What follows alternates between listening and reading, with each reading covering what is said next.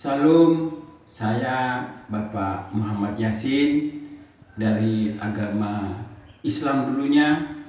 Saya jadi Kristen sejak tahun 88. Sebelum itu saya orang yang taat beragama menurut Islam. Dari kecil sampai saya dewasa itu saya dididik oleh mamaku, oleh bapakku. Saya beragama Islam yang taat, dan saya tidak pernah meninggalkan yang dikatakan sholat, yang dikatakan puasa. Bahkan saya sering melakukan puasa yang dikatakan Senin Kemis. Dan satu kali lagi, saya orang yang taat kepada Tuhan menurut agama mereka waktu itu. Pada tahun 1980 saya waktu itu bekerja di Surabaya. Waktu itu saya lagi duduk di SMA kelas 1. Saya duduk di sana, saya bekerja di sana. Pernah kaki saya digigit anjing. Akhirnya saya cuci 7 sumur, terakhir sama lumpur. Akhirnya karena saya orang yang taat beragama, saya lakukan itu. Karena saya tahu bahwa menurut orang Muslim waktu itu, kalau kena lidahnya anjing itu sudah najis yang sangat besar atau najis mughalladhah yang tidak bisa mudah dicuci dengan air biasa. Harus 7 sumur. Yang terakhir pakai lumpur. Nah, itu seperti itu. Maka setelah tahun itu saya bekerja di bank. Waktu itu tagihan saya ada 2 daerah, yang satu daerah Muslim, yang satu daerah Kristen. Selama itu saya menganggap orang Kristen itu jahat. Bahkan bersalaman pun najis. Bersalaman pun itu diharamkan, tidak boleh mengenal orang Kristen. Nah, tetapi setelah saya kembali kepada ajarannya, loh, kok begini? Katanya orang Kristen itu jahat, jelek, bahwa orang Kristen itu sudah dikatakan sangat jelek. Bahkan dikatakan bahwa tidak boleh bertemanan, bahkan nyapa pun tidak boleh. Itu hukumnya najis menurut mereka waktu itu. Nah, setelah saya kembali kepada pikiran saya, masa iya sih orang Kristen kok gitu, tapi orangnya itu kok baik. Saya nagih di orang yang Islam itu, kalau dia tidak punya uang dia sembunyi. Tapi kalau nagih di pada orang Kristen ini, kalau nggak punya uang dia datang menemui saya, Pak, besok mau tak double, Pak. Gitu. Ditemui dengan bagus sekali, ditemui dengan bagus, dengan sopannya mereka dikatakan, Pak, minta maaf, besok mau tidak beli, katanya begitu. Tetapi saya berpikir, loh kok iso yo? Katanya orang Kristen itu jahat, katanya orang Kristen itu tidak baik, tidak bertanggung jawab.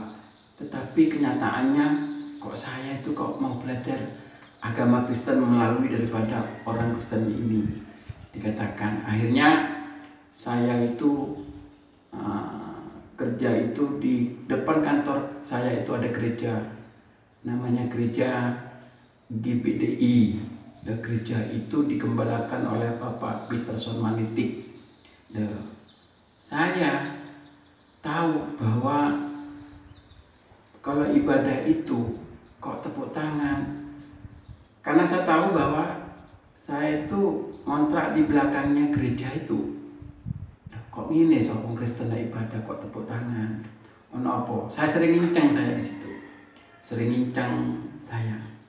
Pendetanya itu curiga di saya setelah saya pasti curiga karena kenapa saya sering ngincang. Nah, setelah itu saya kok ingin belajar agama Kristen itu. Apa boleh ya saya belajar agama Kristen dalam batin saya? Tapi saya memberanikan diri saya. Waktu itu saya jam 11 malam itu gereja itu tak ketok pintunya. Akhirnya Pak Pendeta itu keluar. Pak Pendeta, saya mau belajar agama di Kristen di sini boleh enggak? Pak, masuk dulu Pak, jangan di luar katanya. Nah, akhirnya duduk sebentar. Tak jelaskan lagi dengan saya, Pak, tujuan saya ke sini belajar agama Kristen di sini boleh enggak? Waktu itu jam 11 malam. Bukan siang-siang. Kalau saya siang datang ke sana malu. Karena kenapa? Karena saya itu orang yang taat beragama. Bahkan setiap sholat itu tak kasih sholat sunat. Setiap sholat apapun itu tak kasih sholat itu. Bahkan tak tambah sholat tahajud. Bahkan tak tambah lagi yang dikatakan sholat istikharah dan seperti itu. Kadang-kadang sampai sekarang pun kalau ada orang muslim itu, kalau ada masalah, coba sama sholat malam. Nanti kalau sholat malam tidak tembus, persoalan masih ada, tolong sampean itu harus berdoa. Kalau itu masih belum, sampean jangan sampai putus wudhunya. Saya dulu tidak pernah dikatakan saya itu yang dikatakan wudhu saya putus. Terus jaga hati saya itu, jaga wudhu saya supaya wudhu saya itu tidak batal. Sehingga apa? Sehingga waktu sholat saya sudah siap gitu. Setelah tahun 88 waktu itu saya langsung pindah ke Bangsal Sari, ke rumah saya sendiri. Setelah di Bangsal, apa yang terjadi? Saya ke gereja itu diam-diam, Alkitab saya itu tak taruh di kresek, saya jalan. Setelah itu Alkitab saya tak bawa pulang, taruh di gereja. Setiap minggu begitu. Jadi orang-orang di sekitar lingkungan saya tidak tahu awalnya saya itu Kristen. Pada suatu saat saya itu langsung akhirnya saya waktu itu menikah sama orang Kristen. Kebetulan istri saya itu mantan SPGKP, jadi dia sekolah guru agama Kristen. Tapi anehnya istri saya itu kok mau diajak nikah Islam, anehnya. Padahal kalau saya nikah Kristen jelas saya tidak disetujui sama orang tua saya. Tak apa-apa, kamu wis kita nikah Islam main tak apa-apa mas agamamu Kristen katanya dia. Sama kan bisa maca syahadat, ya bisa toh. Saya tuh orang yang tak beragama ya pasti bisa maca syahadat gitu. Dan setelah itu saya menikah. Setelah menikah itu saya langsung nikah di Bangsal Sari, di KUA Bangsal Sari. Menikahnya di tahun 88 itu juga saya menikah itu. Setelah itu selama berapa tahun itu saya nggak punya anak. Akhirnya kenapa sih saya tuh nggak punya anak? Apakah saya disalah dalam pernikahan saya? Gitu. Setelah itu saya langsung minta diberkati di gereja, di tepatnya di gereja GKJW. Saya orang Pantekosta minta diberkati di gereja hanya pemberkatan nikah saja. Setelah itu saya langsung menikah di gereja, diberkati di gereja. Setelah itu berapa bulan itu istri saya bisa hamil.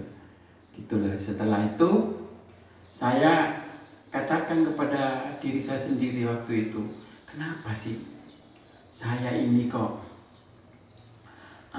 lama waktu itu? gak menikah, gak punya anak. Dan setelah diberkati baru saya punya anak. Tahun 90 anak saya lahir. Terus setelah itu tahun sekitar 92 saya itu sekolah di training di Lawang di LPTC. Saya training di sana di LPTC tahun 92, langsung ikut training leadership training kepemimpinan waktu itu. Nah, waktu itu saya datang ke sana itu saya dengan keadaan tidak punya uang sebetulnya, tetapi uang itu adalah nggak ada yang membiayai saya, tetapi karena Tuhan yang membiayai saya. Ceritanya gini, waktu saya mau berangkat ke sana, sebetulnya banyak hamba-hamba Tuhan dari pendeta-pendeta itu sudah disiapkan, yaitu sponsor, sudah siapkan dananya, tapi saya tidak mau. Karena kenapa? Saya pernah menghina hamba Tuhan, mosok jadi pendeta kok miskinan seperti itu. Saya waktu itu dagang waktu itu, memang dagang lebih bagus, lebih tuannya lebih banyak, uangnya lebih banyak. Pada satu saat saya langsung ditegur oleh Tuhan. Ditegur, waktu itu saya pindah lagi kerja di asuransi waktu itu. Saya cari anggota asuransi cukup banyak, cukup lumayan waktu itu, sampai gaji saya itu setiap bulan terima 3 juta waktu itu. Cukup besar waktu itu, gaji segitu. Cukup besar banget. Karena kenapa? Karena beras waktu itu masih harganya sekitar 300.000 rupiah. 300.000 cuma satu. Cukuplah untuk perjalanan. Setelah itu saya datang ke satu orang kaya, itu Pak Camat. Pak Camat itu Muslim. Waktu itu saya kasih plan UNH, tidak mau. Saya kasih plan masa depan, tidak mau plannya asuransi itu. Akhirnya setelah istrinya keluar, saya langsung tak kasih UNH lagi. Tidak tertarik. Akhirnya Pak Camat itu tak inggili dengan saya. Tak inggili, setelah tak inggili, akhirnya Pak Camat itu mengatakan pada saya satu kata, Pak, kamu jangan jadi konsultan asuransi, Pak. Bapak jadi penginjil.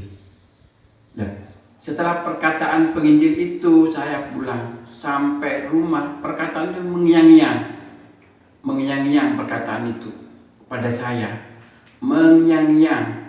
Nah, setelah itu, saudaraku, bahwa saya itu waktu itu sekitar jam 3 pagi itu saya berdoa kepada Tuhan, sudahlah aku ngalah. Terus setelah itu istriku tak bangunin, yang tak katakan saya mau jadi penginjil. Langsung istriku tuh menangis, dia senang banget gitu. Karena kenapa? Karena maunya itu memang saya jadi penginjil menurut istriku itu. Nah, setelah itu saya minta tanda lagi. Saya waktu itu tidak mau ada sponsor dari orang Kristen yang mensponsori saya jadi hamba Tuhan, jadi penginjil. Nah, saya minta tanda lagi kepada Tuhan. Tuhan, saya tidak mau yang biaya saya orang Kristen. Saya maunya orang Muslim. Bayangkan, saya kayak gini kan tidak mungkin toh. Masa orang Islam mau membiayai saya untuk sekolah di Lawang waktu itu, biaya saya hidup di sana selama berada di sana. Nah, tapi Tuhan itu menjawab doa saya, bukan mendoa doa saya nantang memang ke Tuhan. Tuhan tidak mau saya yang biayai orang Kristen, saya maunya orang Muslim. Tidak tahu bahwa ada orang sekitar jam 9 datang ke rumah, dia langsung bawa uang itu ke rumah 10 juta waktu itu. Uang ke rumah 10 juta, yang 5 juta itu tak tinggal di rumah, yang 5 juta tak bawa ke LPTC waktu itu. Nah, setelah itu untuk biaya di sana. Dan namanya training ya banyak biayanya. itu hidup itu banyak. Nah, makanya setelah itu apa yang terjadi? Saya itu langsung waktu itu saya berangkat ke sana ke Lawang LPTC. Sampai tahun 92 di sana saya waktu itu tidak ada khotbah, tidak ada puji-pujian, tidak ada apapun juga. Tapi saya menangis, langsung menangis. Terus katanya yang bawa saya ke sana itu namanya Pak Charles Tatengkeng sama Ibu Charles Tatengkeng, dikatakan, aduh Pak Yasin sudah dijamu oleh Tuhan katanya. Loh, saya waktu itu memang saya nangis, tidak tahu tapi hati saya itu senang. Sampai di sana di training, setelah itu sampai di sana di training, setelah itu saya lulus dari sana, saya langsung terjun dalam pelayanan dengan iman, apapun dengan iman. Hidup pakai iman, tidak ada yang dikatakan hidup tidak pakai iman, pakai iman. Jadi saya belajar itu semuanya itu minta kepada Tuhan. Pokoknya kepada Tuhan sudahlah. Sampai sekarang pun hidup saya itu dengan iman. Hidup saya, makanya saya percaya bahwa Tuhan Yesus itu sangat memberkati saya, sehingga saya pun itu tetap saya dengan iman. Pernah saya pergi ke Israel tahun 2008 waktu itu, tapi saya kaget sampai sana. Maksudnya kaget itu shock, tempat saya nggak nulis di ini tempat apa. Tapi pada suatu saat saya rindu. Tahun 2022 ini saya ingin lagi ke sana. Ingin lagi saya ke sana, tapi dengan syarat saya minta tanda sama Tuhan. Tanda ini tidak perlu disebutkan di sini karena kenapa? Karena itu berbicara tentang pribadi saya sendiri. Tapi yang jelas tahun 2002 ini saya ingin ke Israel, paling bawa sedikit itu orang 15 ke sana. Saya terlalu yakin saya akan hidup dengan iman. Saya sangat percaya bahwa dari mana datangnya uang saya tidak tahu. Tapi yang jelas tahun 2002 ini saya paling sedikit bawa 15 orang ke sana dengan cara bagaimanapun. Saya sangat senang jadi anak Tuhan. Saya sangat senang jadi pelayan Tuhan. Sampai sekarang saya jadi penginjil. Saya jadi pembantu pendeta, membantu pelayanan di gereja, yaitu gereja GPPS Gumuk Mas. Saya terlalu yakin bahwa Tuhan itu memberkati saya. Dan suatu saat nantinya tahun 2002 ini saya akan pergi ke Yerusalem, langsung perjalanan menuju ke perjalanan Rasul Paulus yang pertama dan yang kedua. Saya akan lakukan seperti itu. Saya tidak tahu, tapi saya tahu bahwa Tuhan itu menjawab doa saya. Terima kasih, Tuhan Yesus memberkati, karena Tuhan itu sangat baik, Tuhan itu sangat luar biasa. Saya pada satu saat pasti saya akan menikah di Kana yang air jadi anggur. Saya mau itu. Karena kenapa? Karena waktu pertama kali saya jadi Kristen, ayat itu sangat tertancap dalam kehidupan saya. Dikatakan bahwa air jadi anggur. Dengan pujiannya yang pertama itu, biar langit akan berlalu, biar bulan tak bercahaya lagi, biar langit akan bergoncang, matahari tak bersinar lagi, tetapi Tuhan Yesusku tak pernah ingkar janji, semua yang difirmankannya akan tergenapi. Saya terlalu yakin kalau ini terjadi. Saya sangat luar biasa, Tuhan Yesus itu sangat luar biasa. Saya akan terus-menerus apapun yang terjadi, saya tetap mencintai Tuhan Yesus Kristus. Karena kenapa? Karena Dia adalah kekuatanku, karena Dia adalah juru selamatku, karena Dia adalah sesembahanku, karena Dia Tuhan dan Rajaku. Terima kasih. Demikianlah kesaksian kami. Salam Elohim Besem Hamasya Sefaot. Amin.